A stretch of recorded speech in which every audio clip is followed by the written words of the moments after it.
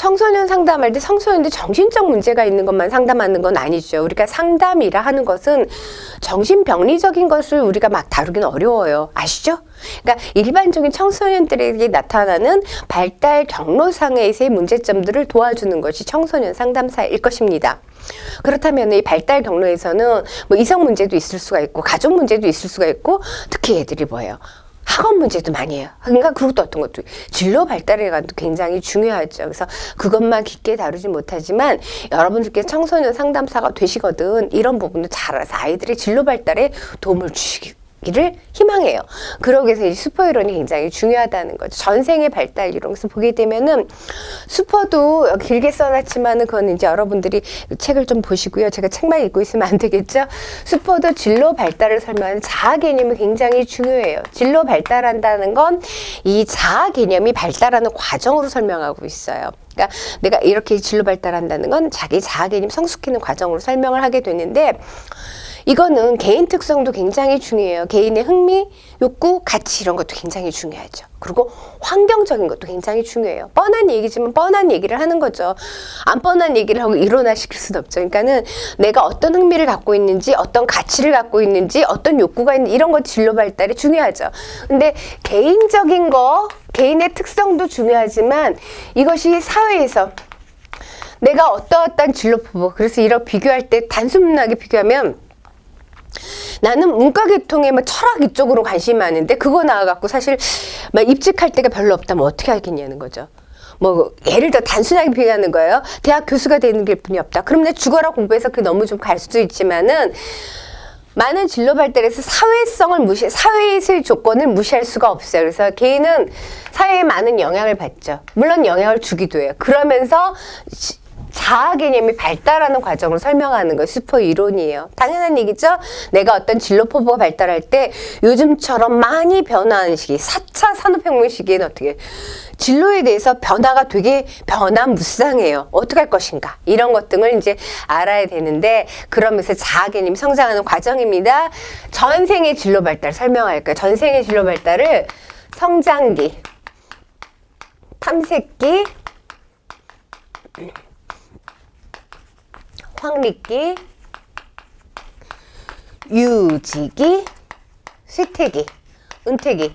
그러니까 노년기까지 전생에 걸쳐서 진로 발달 단계를 설명하고 있습니다. 슈퍼는 성장기는 태어나 출생부터 14세까지를 얘기하고요. 탐색기는 15세에서 24세까지. 그리고 확립기는 25세에서 44세까지. 여러분 지금 어느 연령층에 계십니까? 그 다음에 44세에서 64세까지. 그리고 65세 이후까지는 이제 이렇게 쇠퇴기로 얘기를 해요. 그러면 성장기 때는 어떻게 하냐? 이때 어려서부터 출생해갖고 이렇게 유아기, 유치기, 뭐 아동기 이렇게 거치잖아요. 역시 처음에는 환상이에요. 환상, 욕구 중심. 그러다가 조금 더 크니까 재밌는 거 하고 싶어. 흥미. 그 다음에 재밌는 거 하다 보니까 내가 축구를 좋아하는데 뭐죠? 뭐 제대로 못해. 능력이 필요하구나. 능력. 그래서 환상기, 흥미기, 능력기 이렇게 하고요. 그 다음에는 탐색기 때 진로의 잠정기. 그러니까 잠정적으로 결정하는 거예요. 그리고 어떤 가치의 전환을 하다면 잠정기, 전환기, 그 다음에 시행을 해보는 거예요. 내가 여러 직업 분야를 잠정적으로 그 결정을 해갖고 시도를 해보는데 이 시도 자체가 예를 들어 제가 바리스타가 됐다. 바리스타를 계속 갈 수도 있지만 한두 차례 수정이 있을 수가 있겠죠. 그래서 이때 시행기라고 할 수도 있고 아니면은 수정기. 한두 차례 수정이 갈 수 있지. 그러고 나서 진보, 비합기를 거치는 거죠. 그리고 자기가 어떤 위치를 확립했으면 우리가 성인 초기부터 중년기까지 들어가면서 중년기부터 노년기 사이에는 어떻게 해요?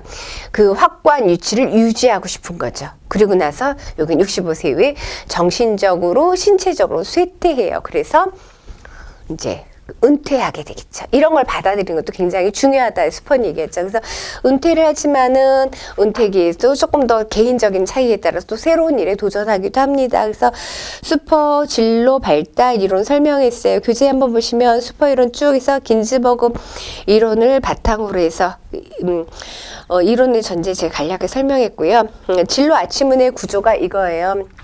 제가 진로 아치문을 그리지 않고 이렇게 설명했는데 전생의 발달에서 이 아치문이 있죠. 그러니까 밑에 생물학적인 지리학적 토대 위에 생물학적인 토대에다가 왼편이 개인, 오른편이 사회, 서로 주고받으면서 정중앙에 의사결정자인 자가 발달하는 과정을 설명한 것이 수퍼의 진로 아치문입니다. 이제